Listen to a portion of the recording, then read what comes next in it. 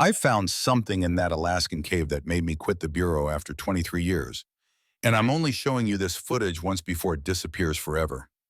Inside were human bones arranged in a pattern I can't explain, massive handprints pressed into clay walls, and in the final seconds of my thermal camera, something stood up in the darkness that was over 9 feet tall. But here's what haunts me most. If Bigfoot is just taking shelter in caves, why were those remains positioned like offerings? The morning air bit at my face as I stepped out of the helicopter. Snow crunched under my boots. I had been with the Bureau for 23 years, and this was supposed to be just another routine patrol. The Alaska wilderness stretched out in every direction, white and silent. My partner stayed behind at base camp. He said his knee was acting up again. I told him I would radio every 2 hours. I walked north following the coordinates we received 3 days earlier. A hiker reported seeing smoke in an area where no one should be camping. It was probably nothing. Maybe some kids were trying to prove how tough they were. Maybe a lost hunter. I had done this 100 times before. The forest knew me, and I knew it. The pine trees stood like frozen soldiers. Their branches drooped with fresh snow. I could hear my own breathing inside my hood, the sound of my footsteps. Nothing else. The silence in Alaska is different from anywhere else. It feels heavy, like the air itself is watching you. I checked my GPS. 2 more miles to go. That is when I saw the first track. It was pressed deep into the snow near a fallen log. I stopped walking. My heart started beating faster, though I did not know why yet. The track was bigger than my boot, much bigger. I knelt down and pulled off my glove.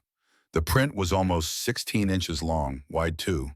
Whatever made it was heavy. The snow around the edges was packed down hard. I took out my camera and snapped 3 photos. Bear, I thought, had to be a bear, but the shape was wrong. Bears have claws that show in their tracks. This one did not. The toes were separated like fingers. I stood up and looked around. The forest suddenly felt smaller, closer. I kept walking, but slower now. My hand moved to the radio on my belt. I did not call in. What would I say? That I found a weird footprint? They would laugh. I had my pistol too, but I had left it holstered. Whatever made that track was long gone. The edges were already starting to fill with new snow. 20 minutes later, I found another print. Then another. They led west, away from my planned route. I should have stayed on course. That is what my training said. Stick to the mission. But something pulled at me. Curiosity, maybe, or something else. Something I cannot name even now. The tracks led me to a ridge I had never seen on any map. The rock face rose up 30 feet, dark gray stone covered in patches of ice. At the base was an opening, a cave. The entrance was almost 7 feet tall and maybe 4 feet wide. Cold air breathed out from inside. It smelled wrong, not like animal musk or rot, something sharper, something that made my stomach turn. I clicked on my flashlight and pointed it into the darkness. The beam showed rough stone walls. The floor sloped down. I could see maybe 15 feet aside before the cave curved and the light could not reach anymore. On the wall near the entrance, I saw marks, scratches. They ran in straight lines, parallel to each other.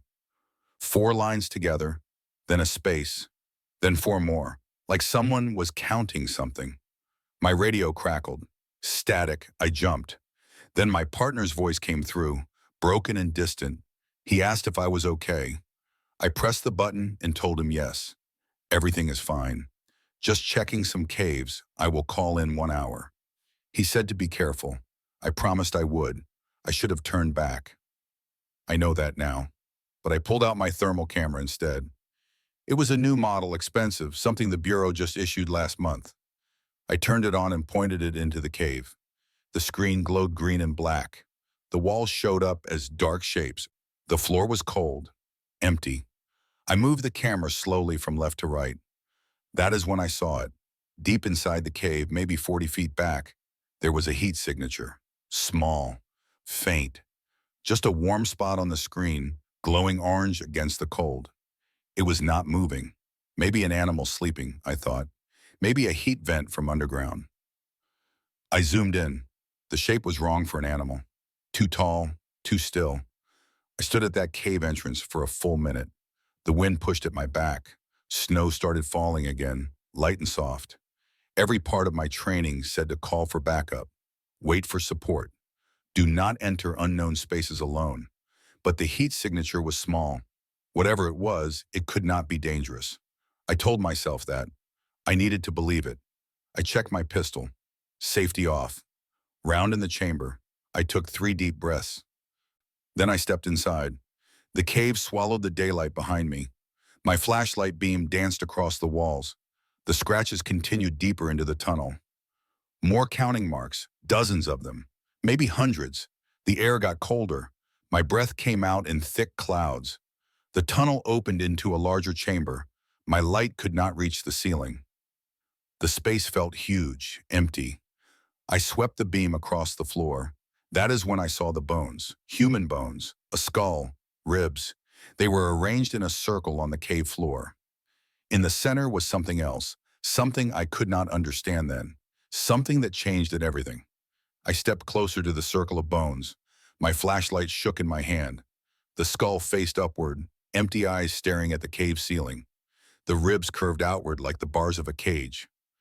But it was what lay between them that made me stop breathing. A jacket, blue synthetic fabric.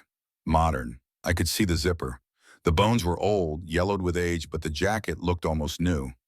I knelt down. My knees pressed into the cold stone. The jacket had a patch on the sleeve, a park ranger logo. I pulled out my camera and took photos. The flash lit up the chamber in quick bursts. Each time the light faded, the darkness pressed in harder. I noticed something else. Next to the jacket was a stone. It had been worked by hand, shaped. One end came to a rough point. The other was smooth like a handle. It was a tool, primitive. Something from thousands of years ago lying next to modern clothing. Nothing made sense. I reached for my radio. My fingers found only empty space. I looked down. The radio was gone. It must have fallen off my belt somewhere in the tunnel. I stood up too fast. My head spun. I told myself to stay calm. Think like an agent. Document everything. Figure it out later. I walked around the circle. There were more items. A watch with a cracked face. The hands had stopped at 3:15. A leather boot, size 11, laces still tied. And more stone tools. Dozens of them. They formed a second circle around the bones. Each one placed with care. Each one pointing inward like they were guarding something. My thermal camera was still in my hand. I turned it on again. The screen flickered to life. I pointed it at the bones. They showed up cold as expected. Dead things hold no heat, but the stones around them glowed faintly orange, warm. I moved closer. The stones should be the same temperature as everything else in the cave. But they were not. They were warmer, like something had been holding them recently, like something had just put them down. A sound echoed from deeper in the cave, a scraping, stone against stone. I spun around. My flashlight beam cut through the darkness. Nothing there. Just more tunnels leading further down. The scraping stopped. Silence filled the space again, but it felt different now, not empty, full of waiting. I backed toward the cave entrance. My heel hit something. I looked down. Another footprint, pressed into the dirt floor. Fresh. The edges were still sharp, not filled in with dust. This print was even bigger than the ones outside. 18 inches at least. The toes splayed wide like it had been carrying heavy weight. My mind raced. Someone was playing a trick. Had to be. Some kids with fake feet, leaving prints to scare people. But the heat signatures, the warm stones, the way that print pressed so deep into the hard-packed earth, whatever made it weighed at least 400 pounds, maybe more. I pulled out my phone, no service, but the voice recorder still worked. I hit the record and spoke quietly. This is Agent Carson. I am in a cave system approximately 8 miles north of base camp. I have found human remains and evidence of recent activity, requesting immediate backup. My voice sounded thin, small. I kept recording. The remains show signs of ritual placement, stone tools present, yet unknown, also modern clothing. Contradictory evidence suggests multiple time periods. Another sound, not scraping this time, a vocalization, low and deep. It started as a rumble, then climbed higher. Not quite a howl. Not quite human speech, something in between. The sound bounced off the cave walls. It seemed to come from everywhere at once. My hand started shaking. The phone almost slipped from my grip. I stopped recording and pushed the phone into my pocket. My pistol was out now. I did not remember drawing it. The weight felt good in my hand. Real. Solid. I moved toward the entrance. Slow steps. Watching behind me. The tunnel seemed longer than before. The walls are closer. That is when I saw the handprints. They were pressed into the clay-like deposits on the cave wall. I had missed them on the way in. The prints were huge. Each finger left a mark 2 inches wide. The palm was the size of a dinner plate. I reached up and placed my own hand next to one. My fingers did not even reach the first knuckle of the print. Below the handprints, the wall was different, smoother, like something had been rubbing against it for a long time. I touched the surface. It was slick, oily almost. I pulled my hand back and smelled my fingers. Musk, animal scent, strong enough to make my eyes water. The daylight from the entrance looked impossibly far away, a small circle of gray light.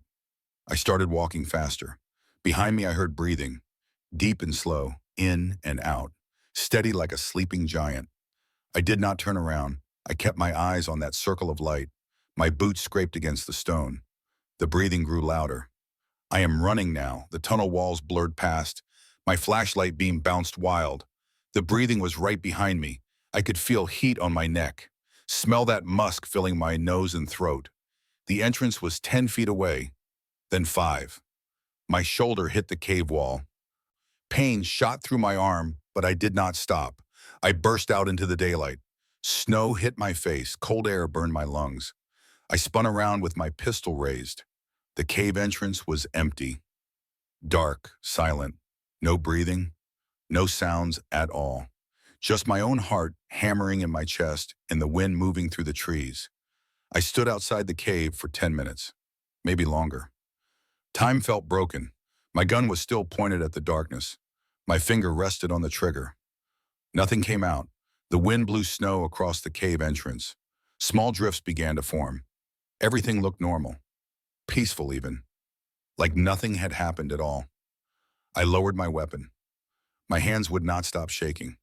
I tried to control them, but they moved on their own. I sat down on a rock and put my head between my knees. Breathe, I told myself. Just breathe, in and out. Count to 10. I made it to 7 before I threw up in the snow. When I looked up, the sun was lower in the sky. How long had I been in that cave? It felt like 20 minutes. But my watch said 2 hours had passed. 2 hours, that was impossible. I checked again. The numbers did not change. I had missed my check-in with base camp. They would be worried. They might send someone looking for me. If you enjoyed this story, make sure to subscribe. I don't want you missing out on tomorrow's new Bigfoot story. Thanks for watching. I needed to find my radio. It was somewhere in that tunnel, but the thought of going back inside made my stomach twist. I stood up. My legs felt weak, like they belonged to someone else. I walked along the ridge instead, looking for another way around. Maybe there was a second entrance. Maybe I could avoid that main tunnel. The ridge curved east. I followed it for half a mile. My boots kept slipping on ice. Once I fell. My knee hit stone and pain shot up my leg. I got back up. Keep moving. I found nothing. No other caves, no other openings, just solid rock and snow. I turned back. The sun was getting lower. In Alaska in winter, darkness comes fast. I could not be out here after dark.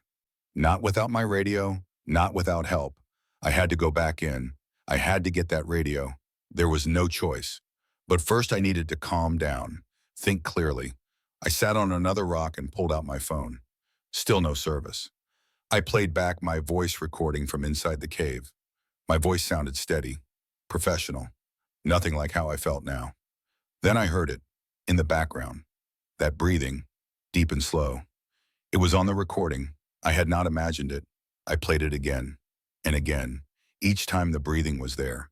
Each time it sounded closer. I checked the timestamp. The breathing started 40 seconds into the recording. Right when I was describing the stone tools, something had been in that chamber with me. Something had been watching while I knelt over those bones. My hands started shaking again. Worse this time. I dropped the phone. It landed screen down in the snow. I picked it up and wiped it on my jacket. The screen was cracked. A thin line ran from corner to corner, but it still worked. I stood up. The cave entrance waited, dark and silent. I pulled out my flashlight, checked my pistol. Still loaded. 15 rounds. Whatever was in there, 15 rounds should be enough.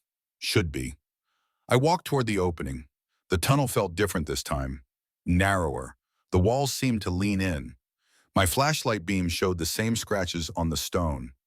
The same counting marks. But now I noticed something new. The marks were grouped. 4 lines, then a space, 4 lines, then a space, over and over, like someone counting days, or counting something else, something they were waiting for. I found my radio 20 feet in. It was lying on the ground right in the middle of the path. I knew I had not dropped it there. I would have seen it on my way out. Someone had moved it, or something had. I picked it up carefully, like it might explode. The battery was dead, completely drained. It had been at full charge an hour ago. The chamber opened up ahead. I could see the bones, the circle, everything just like I left it, except the skull had moved. Before it faced up. Now it faces the tunnel. Faced me. The empty eyes stared. I stopped walking. My breath came fast and shallow. No one had been in here. No one could have moved it. But it had moved. I heard myself talking, whispering. It is just the wind, just settling, just my imagination. But I did not believe the words. The cave had no wind. The bones were too heavy to settle. And I knew what I saw. Something scraped behind me. I spun around. My light showed an empty tunnel. Nothing there. I backed toward the chamber. Kept my light on the tunnel entrance. Another scrape, this time from above. I looked up. The ceiling was too high. My light could not reach it. But I saw movement. A shadow. Big. Moving along the rock. My legs stopped working. I stood frozen. The shadow moved closer. Dropped lower. I could almost see the shape, form. Then my flashlight died. Click. Nothing. Total darkness. I shook it. Hit it against my palm. Nothing. Brand new batteries. I checked them this morning. I ran, blind, hands out in front. I hit the wall. Pain exploded in my shoulder. I bounced off. I kept running. My boots caught on something. I fell hard. My chin hit a stone. I tasted blood. Behind me I heard footsteps, heavy, slow, coming closer. The breathing started again. That deep rumble, right above me now. I crawled, felt along the ground. My hand touched something wet, warm. I pulled back, smelled my fingers. Blood, fresh. I started crying. Could not help it. Tears ran down my face. I was 47 years old. I had been in combat. I had faced armed suspects. But I had never felt fear like this. Light appeared ahead. The entrance. Gray and distant, but there. I got to my feet. Ran. Did not look back. Did not think. Just ran. The footsteps followed. Faster now. Gaining. I could feel a breath on my neck again. Hot. Wet. The entrance was so close. 5 feet. 3 feet. Something grabbed my jacket. Pulled back. I screamed. Twisted. The fabric tore. I fell forward. Into the light. Into the snow. I ran through the forest. Branches tore at my face. I did not feel them. My torn jacket flapped behind me. Cold air bit through my shirt, but I did not care. I ran for 30 minutes. Maybe more. When I finally stopped, my chest burned. My legs shook so hard I had to sit down. I pulled out my broken phone. Still no service. The cracked screen showed my location. I was 3 miles from the cave, 3 miles from base camp. I started walking. The helicopter pilot saw me first. He was outside smoking when I came through the trees. He dropped a cigarette, ran toward me, asked what happened. I could not answer. My partner came out of the tent. He grabbed my shoulders, shook me, said my name over and over. I just stared at him. Finally, I whispered that we needed to leave. Right now, he asked why. I told him I would explain on the helicopter. We flew out as the sun set. The forest turned dark below us. I watched the ridge disappear into shadow. That cave was down there, waiting. My partner kept asking questions. I did not answer. Not yet. I needed to see the footage first. I needed to know if it was real. Back at the main office, I locked myself in the evidence room. I plugged in my camera, downloaded every photo. Then I pulled out the thermal camera. My hands shook as I connected it to the computer. The footage loaded. I pressed play. The screen showed the cave entrance, green and black shapes. I watched myself enter, saw my heat signature move down the tunnel, orange against cold stone. Then the chamber. The bones showed up as dark shapes on the floor. I zoomed in on the tools. That is when I saw it. In the corner of the frame, behind me, a heat signature, massive, 9 feet tall, maybe taller. It was crouched against the wall, completely still. I had been 5 feet away from it, 5 feet. The shape was roughly human, 2 arms, 2 legs, a head. But the proportions were wrong, the arms too long, the shoulders too wide, the chest too deep. I watched the footage 3 times. Each time the shape was there. Each time it stayed perfectly still. Until the end. In the final seconds before I ran, it moved. The heat signature stood up, took 1 step forward, then the footage cut out. The camera had stopped recording. I sat in that dark room for an hour, just staring at the frozen image. That shape, that thing, it was real. I had proof. But what did I have proof of? What was I looking at? I opened my computer and searched the Bureau database. Missing persons, Alaska, last 10 years, 43 cases.